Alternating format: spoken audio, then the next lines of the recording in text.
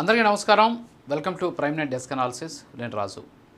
నిన్న జరిగినటువంటి ఏడాది పాలనకు సంబంధించినటువంటి ఆ కార్యక్రమంలో డిప్యూటీ సీఎం పవన్ కళ్యాణ్ కొన్ని వ్యాఖ్యలు చేశారు. ఏంటి ఆ వ్యాఖ్యలు అంటే, ఇటీవల వైఎస్ఆర్ కాంగ్రెస్ పార్టీ అవలంబిస్తున్నటువంటి తీరు, ఆ పార్టీకి సంబంధించిన కొంతమంది కార్యకర్తలు నాయకులు బెదిరిస్తున్నటువంటి తీరు, వీటన్నిటి మీద మాట్లాడుతూనే వాళ్ళు చేస్తున్నటువంటి ప్రయత్నాలు అంటే కూటమిలో చీలిక తీసుకురావడం కావచ్చు, అలాగే పవన్ కళ్యాణ్ చంద్రబాబు మధ్య విభేదాలు సృష్టించడం కోసం చేస్తున్నటువంటి ప్రయత్నాలు కావచ్చు. సో వీటన్నిటి మీద కూడా ఆయన చాలా స్పష్టంగా ఒక రకంగా హెచ్చరికలతో కూడినటువంటి సమాధానం ఆయన చెప్పారు.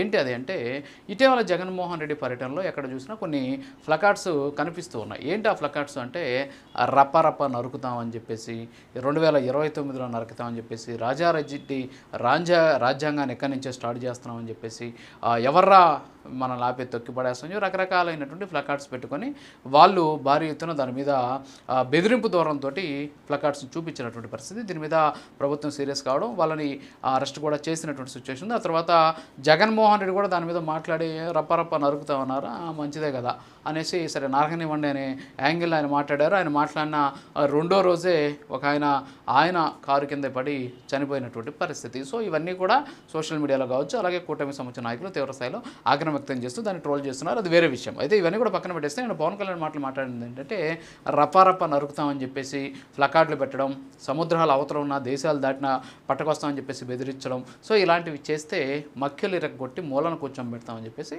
ఆయన ఒక రకంగా ఆగ్రహంతో ఆయన మాట్లాడారు. చాలా ఒక రకంగా చెప్పాలంటే ఘాటుగానే ఆయన హెచ్చరికలు జారీ చేశారు. ఇప్పుడు ఏం చేసిందంటే, వైఎస్ఆర్ కాంగ్రెస్ పార్టీకి సంబంధించి సోషల్ మీడియా యాక్టివ్ అయిపోయింది. పవన్ కళ్యాణ్ మక్కలు ఎరగొడతామంటే తప్పులేంది, మేము పరాపరా గొంతులు కోస్తామంటే తప్పు వచ్చేసింది, మరి మా మీద కేసులు పెట్టారు కదా అని చెప్పేసి రెచ్చిపోతున్నారు. ఆయన మాట్లాడింది ఏంటంటే, అధికారంలో ఉన్నటువంటి ఒక డిప్యూటీ సీఎం హోదాలో మీరు ఇది చేస్తే మా చర్యలు ఇలా ఉంటాయి, మేము రాజ్యాంగబద్ధంగా ఈ పనులు చేస్తాం, అది చెయ్యొద్దు అని చెప్పడం కోసం వాడినటువంటి మాట అన్నమాట అది. అంతేగాని 2029లో మేము వస్తాం, రప్ప పొట్టేలు నరికినట్టు తలలు తీసినట్టు తలకాయలు తీసేస్తాం అని కాదు చెప్పింది. అలా తీయాలి అని మీరు అనుకుంటే, అలాంటి అరాచకాలకు మీరు పాల్పడాలి అనుకుంటే అలా చెయ్యాలి అనేటటువంటి పరిస్థితే ఉంటే, ఈ విధంగా మీరు ప్రేరేపితం చేస్తే అప్పుడు మీ మక్కెలు ఇరగొడతామని చెప్పాడు అనమాట. అంటే చర్యకు ప్రతిచర్య ఉంటుంది, మీరు చర్యకు పాల్పడితే ఖచ్చితంగా ప్రతిచర్య ఉంటుందని మాత్రమే పవన్ కళ్యాణ్ గారు ఇక్కడ చెప్పారు. ఆ విషయాన్ని మర్చిపోయి ఆయన మాట్లాడినటువంటి మాటలు తప్పు కదా, మరి మక్కెలు ఇరగొడతామన్నటువంటి ఆయన మీద చర్యలు లేవా అని చెప్పేసి రకరకాలైనటువంటి మాటలు మాట్లాడుతున్నారు.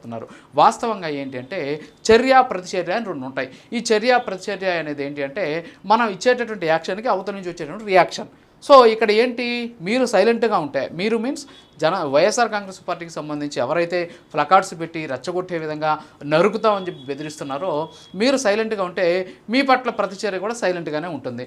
మనం చాలామంది పోయారు, వైఎస్ఆర్ కాంగ్రెస్ పార్టీకి సంబంధించిన నాయకులు చాలామంది, మరి వెళ్ళారా తరలించారా సెకండరీ. సో వెళ్ళినప్పుడు కొంతమందిని మాత్రమే ఎందుకు అరెస్ట్ చేసి లోపలేశారు, వాళ్ళు తప్పు చేశారు కాబట్టి, అంటే వాళ్ళు ఈ విధంగా బెదిరించారు కాబట్టి వాళ్ళని తీసుకెళ్ళి అరెస్ట్ చేసినట్టు. మిగతా వాళ్ళు ఎందుకు చేయలేదంటే, వాళ్ళు ఏమీ చేయలేదు కాబట్టి, వాళ్ళు వచ్చారు, వాళ్ళ అభిమాన నాయకులను చూసుకున్నారు, వెళ్ళిపోయారు కాబట్టి వాళ్ళకి ఎలాంటి సమస్య లేదు. సో కాబట్టి చర్యకు పాల్పడేటప్పుడు దానికి ప్రతిచర్య కూడా ఉంటుంది అనేటటువంటి విషయాన్ని మర్చిపోవద్దు అని చెప్పేసి ప్రభుత్వంలో ఉన్నటువంటి ఒక ముఖ్య వ్యక్తి రూపంలో ఆయన వీళ్ళకి హెచ్చరికలు జారీ చేసినటువంటి పరిస్థితి. అది తెలియక పాపం చాలామంది అసలు ఆయన అలా మాట్లాడేశాడు, ఇలా మాట్లాడేశాడు, ఆయన మక్కిలెర కొడతామంటున్నాడు, మరి అది తప్పు కదా, అది ఎలా మాట్లాడతాడు, రకరకాలుగా మాట్లాడుతూ ఉన్నటువంటి సిచ్యువేషన్ అయితే ఉంది. సో దాని మీద ఇప్పటికే దాదాపు అందరికీ క్లారిటీ వచ్చి ఉండొచ్చు. సరే ఇది కూడా పక్కన పెడితే, ఈ మధ్యకాలంలో పవన్ కళ్యాణ్ అలాగే చంద్రబాబు నాయుడు మధ్య గ్యాప్ పెరిగిపోతుంది.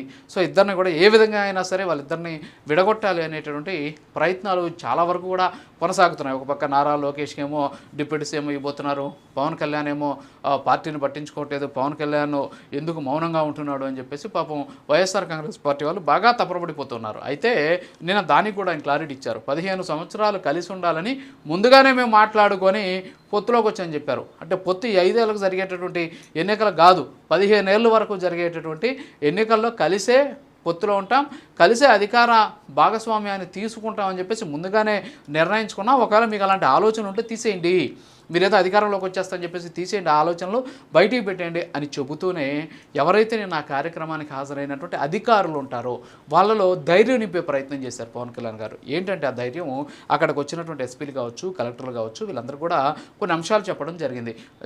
ఇతర దేశాల్లో ఉన్నా సరే బయటికి లాక్కొచ్చి చొక్కాలు గుడ్డలు ఎడదీస్తానని చెప్పేసి జగన్మోహన్ రెడ్డి అన్నాడు కదా, బట్ అన్నిటి మీరు భయపడాల్సినటువంటి అవసరం లేదు. మళ్ళీ ఆయన వస్తాడేమో అనేటటువంటి భయంతో మీరు ఇక్కడ రాజ్యాంగానికి వ్యతిరేకంగా పోవాల్సినటువంటి పర్లేదు. రాజ్యాంగం ప్రకారమే మీరు పోండి, తప్పు చేసిన వాళ్ళు ఎవరైనా సరే వదిలిపెట్టద్దు.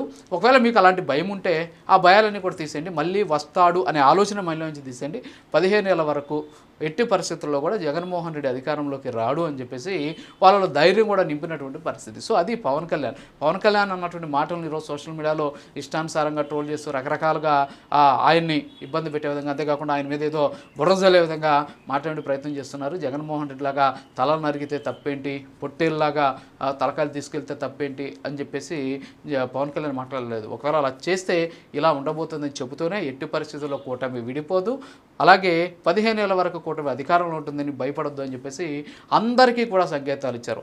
వైఎస్ఆర్ కాంగ్రెస్ పార్టీకి సంబంధించి ఎవరైతే అరాచకంగా ప్రవర్తిస్తున్నారో వాళ్ళకి హెచ్చరికలు జారీ చేశారు, అధికారుల్లో ధైర్యాన్ని నింపారు, అలాగే కూటమిలో చీలికలు రాబోతున్నాయి అనుకున్న వాళ్ళందరూ కూడా క్లారిటీ ఇచ్చారు. సో ఈ మూడిటితోటి నిన్న ఆయన ప్రసంగం సాగినటువంటి పరిస్థితి. ఇది వాళ్ళ డెస్క్ అనాలిసిస్. మరో అనాలిసిస్లో మళ్ళీ కలుద్దాం. నమస్కారం.